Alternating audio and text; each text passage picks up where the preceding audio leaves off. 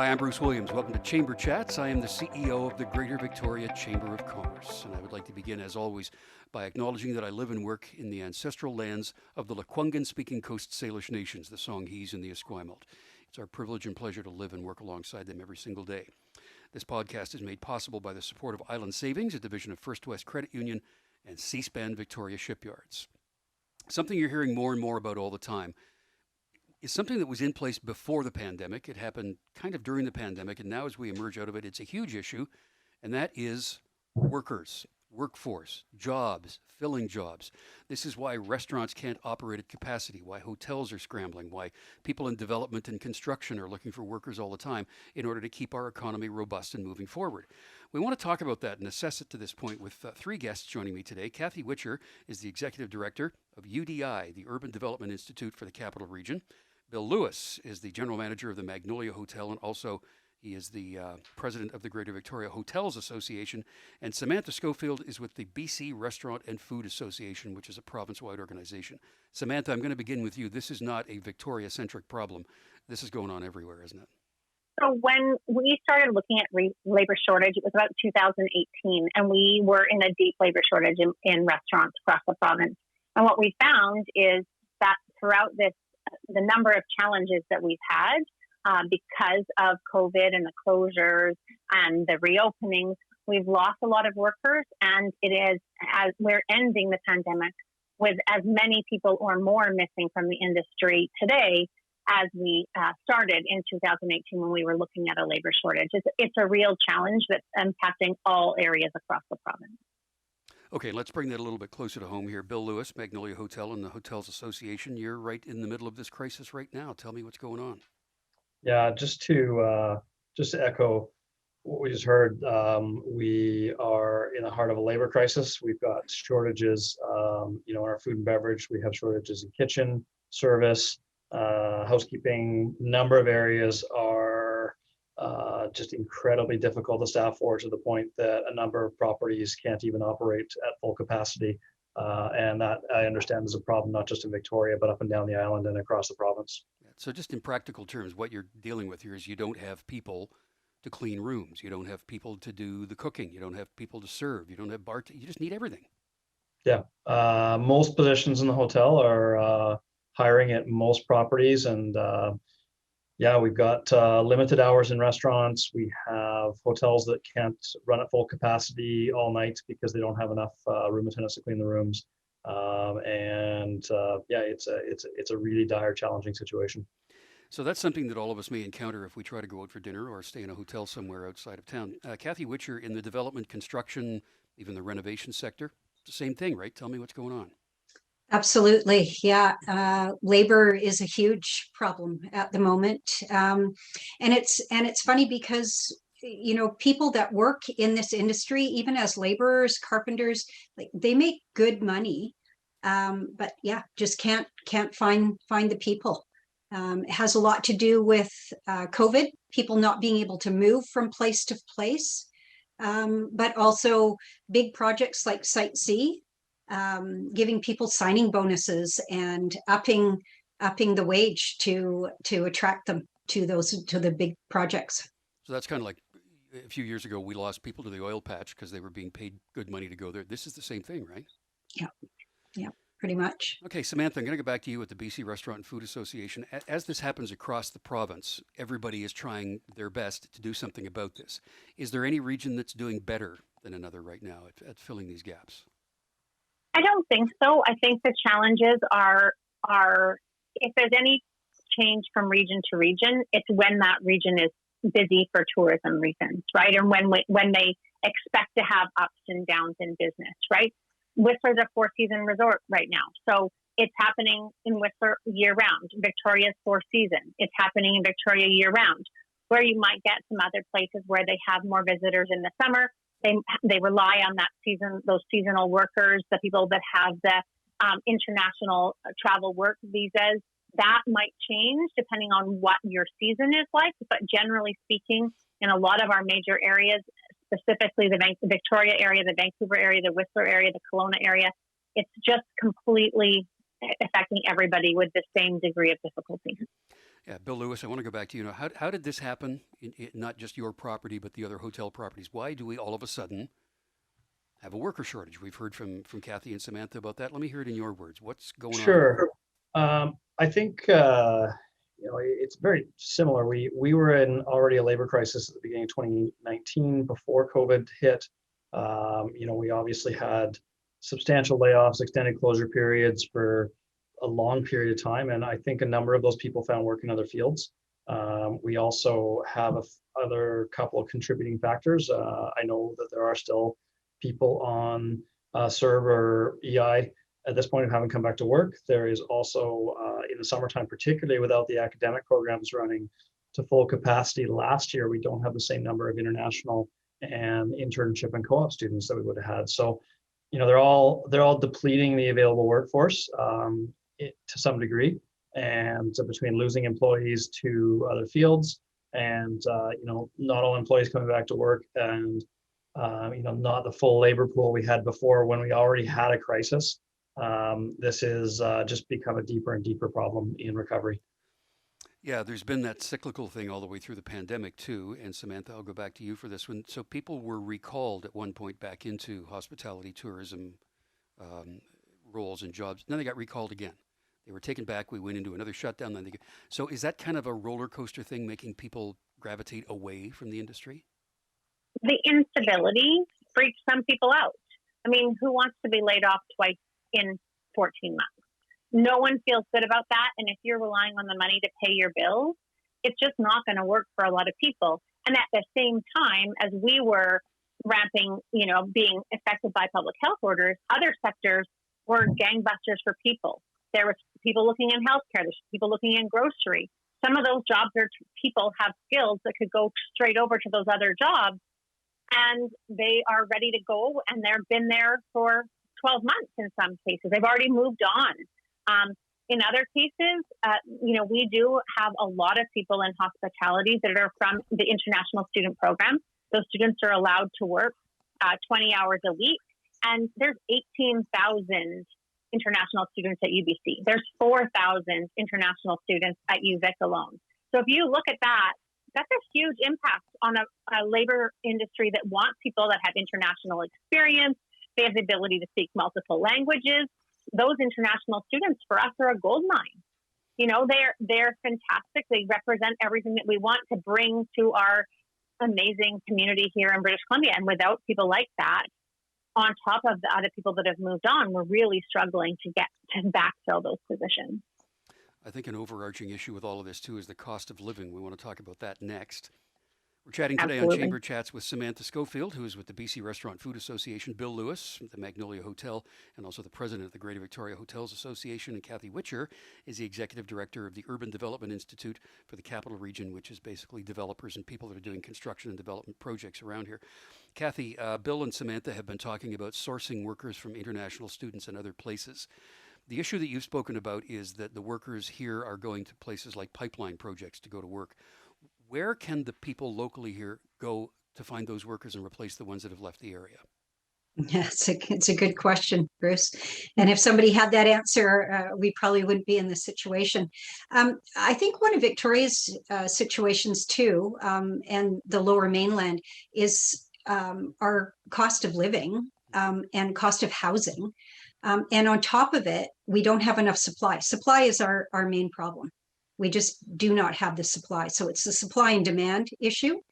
And we really are kind of relying on the municipalities to step up and improve their process to get these applications through so the units are built. But yeah, we have a really, really big problem. The province just initiated a report that had to be written, a housing needs report for all municipalities. I don't think, well, there might be one municipality in our region that is keeping up with the demand and what their housing needs report says. Other than that, they're not. So, I think at some point the province needs to step in and mandate that these municipalities have to keep up with that, with the amount of housing that's needed. Bill Lewis, the cost of living question came up there. What sort of things are you hearing from people who are, hotel restaurant managers who who have certain capacity to pay a certain wage without having to increase their prices exponentially. But what's that look like as far as cost of living and a factor of all of this workforce sourcing? Well, I think just building on, first of all, on the housing supply, building on Kathy's point, just the challenge of finding places to live in Victoria, and the challenge of it certainly hinders migration of people moving to and from the capital region, because it's so challenging to find a place, and the places when you do find them are so expensive. So I think it is having an impact on, like, the scarcity of labor is also having an impact on wages. Those are obviously climbing, but at the same time, it's still a fight to find employees, even at really good wages, in any of our sectors.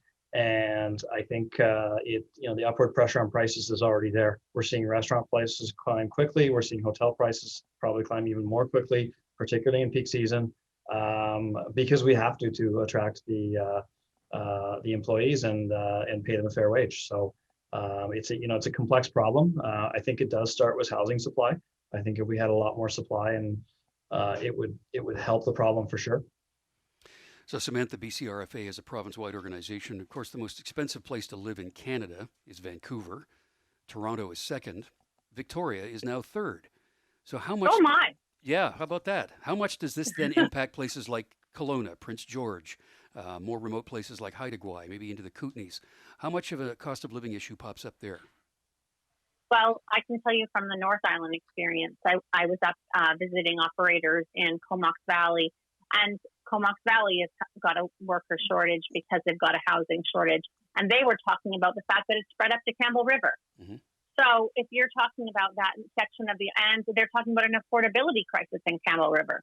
So if you're talking about affordability in Campbell River, you've got, it is going to be in just about every area of the province, just because of the flow of workers. The other interesting thing that we found in terms of that flow of workers is that when a lot of jobs went remote, a lot of people moved. And that meant the person who had the ability to work remotely could go to whatever community, but they might have taken their child that normally would have had a job in any of our sectors, in hospitality or in construction, or the partner of that person is going to be trying to change their life when they get to that new community, but not everybody has established in the new community. And so we've really had a huge movement of people around the province in the last 14 months. And I think we have a long time before we recover from that movement of people and the non-movement of other people, like students. I want to ask this next question of all three of you, but Samantha, I'll stay with you for it. First of all, the creation of worker housing on site at hotels and at resorts is becoming a bit of a thing. How much are you hearing about that?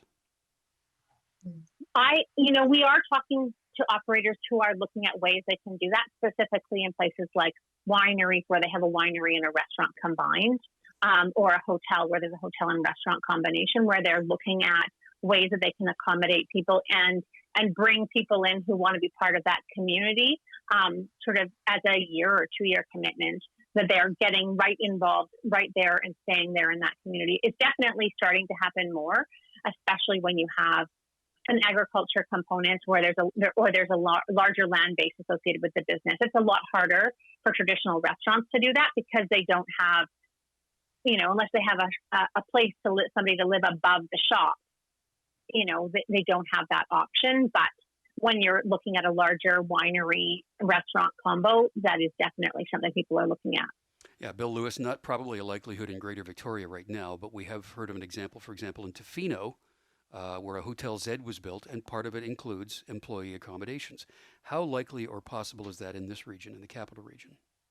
At this point, it's still not on I haven't heard of any hotels doing it in Victoria. It's obviously commonplace with resorts that resorts traditionally have had, especially the Rocky Mountains, Whistler. There have been resorts out there that have had worker accommodation. I think it's something you might see in the future, and we just have to see what that looks like. But certainly, we're going to have to look at innovative solutions moving forward, particularly larger properties with larger workforces, to see how they can accommodate employees and find more solutions to housing to get more workers. Yeah. Kathy, at UDI, what's the capacity of the builders and developers to actually do that? Yeah, and again, it goes back to the labor shortage. Also, the cost of building now too, which might be a hindrance to some of these resorts or whoever. It's costly. COVID has interrupted the supply chain on numerous, components of the building materials. Lumber has increased almost 300%. It's started to go back down, but now with the forest fires, I've heard that the prices have gone back up because of that. So, it's just one thing after another coming at all these different industries. Yeah, I've heard that there was a drop, but then with the fires, it's now kind of climbed halfway back up again to where it was earlier. So we got to keep an eye on that. We're talking about housing and we're talking about workforce today. The government, of course, the feds announced that they're continuing and extending some of the benefits that have been in place up until now. We're going to talk about that next.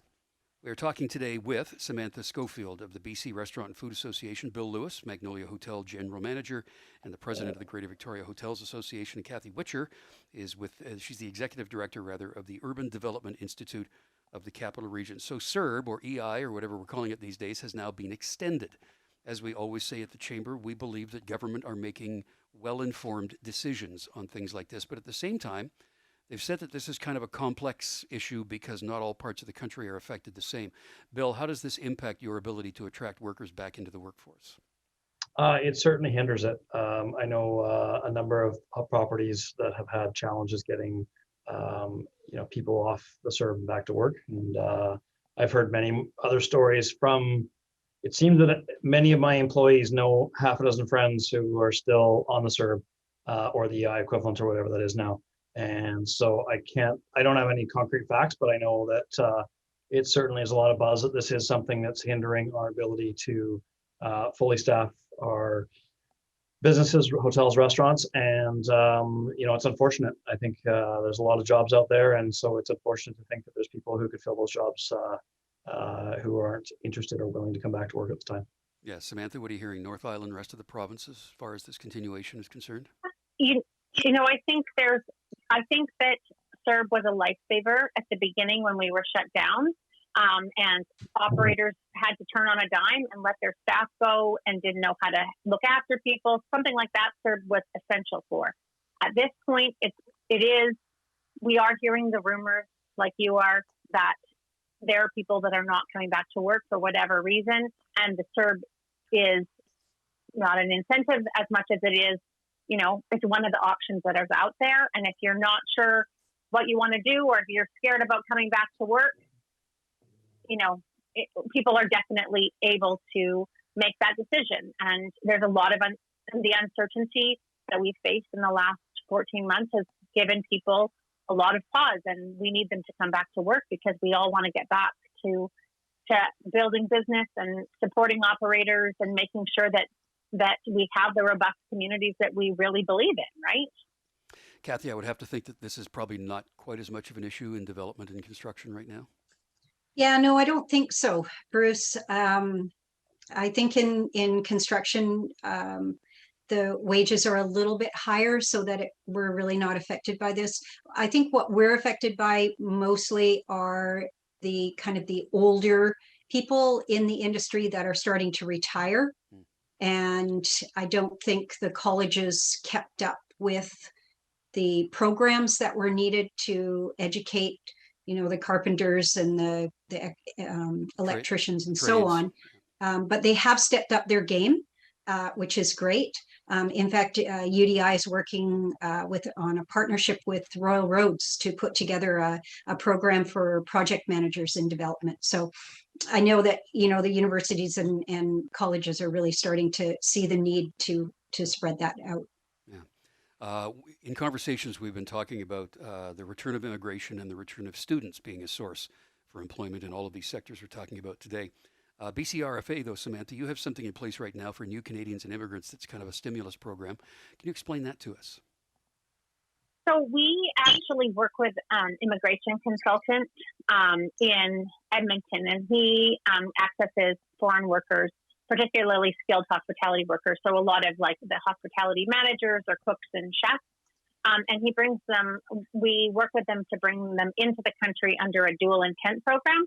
So it allows people to come for a 2-year work visa with the intention of becoming permanent residents. So the idea is that it's a short, the first commitment is short, but the longer term plan is for these people to become Canadians and join the workforce long term.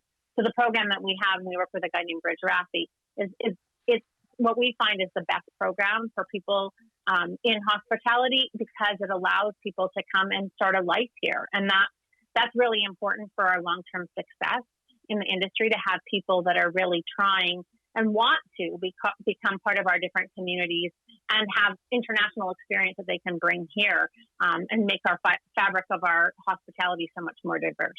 So if people want to find out more about that, they would go to the BCRFA website. Is that correct? Yeah, BCRFA.com. Okay. Yeah. Bill Lewis, what about people that are listening or watching this right now saying, I'm ready to go. I'm ready to work. I need a job. I want a job. I want to get back into it. How can they do that, and what should they do? They can just look at the job postings out there and apply for jobs, or just come into the hotels with their resumes asking for HR. Because I know that, if you look through the job boards, there are dozens, if not hundreds, of positions available at the different properties for hotels across the city. And we'd love to see candidates, for all these jobs. And Kathy, when we talk about the skills shortage, you referred to post-secondary education and trades training. Technology training is going to be huge going forward too. If people want to pursue that as a career path to sort of change the stream of their employment right now, what's the best bet to do that? Do they just go directly to the post-secondaries? Absolutely, yeah. Camosun, the colleges, the universities, yeah, that's exactly where they should go. Yeah, because trades are offered at Camosun as well as Vancouver Island University, various campuses, and North Island College too, which locates in the Mid-Island and the North Island. Well, we're not completely through this yet. People are coming back. We need to get our restaurants and hotels back to capacity. We need to get the employees in place and keep construction moving forward. So thank you all for your perspective on this today. Samantha Scholefield is with the BC Restaurant and Food Association. Bill Lewis is the general manager of the Magnolia Hotel in Victoria and the president of the Greater Victoria Hotels Association. And Kathy Whitcher is the executive director of UDI, the Urban Development Institute for the Capital Region. Thank you all for tuning in to Chamber Chats. This, of course, is available both on the Czech News website as well as the Victoria Chamber website, and the program is broadcast as a regular program Wednesday evenings and Thursday mornings on Czech television. I'm Bruce Williams. Thanks again to Island Savings and to C-SPAN for your support, and to Czech Television for hosting us here. We'll see you next week for another Chamber Chat.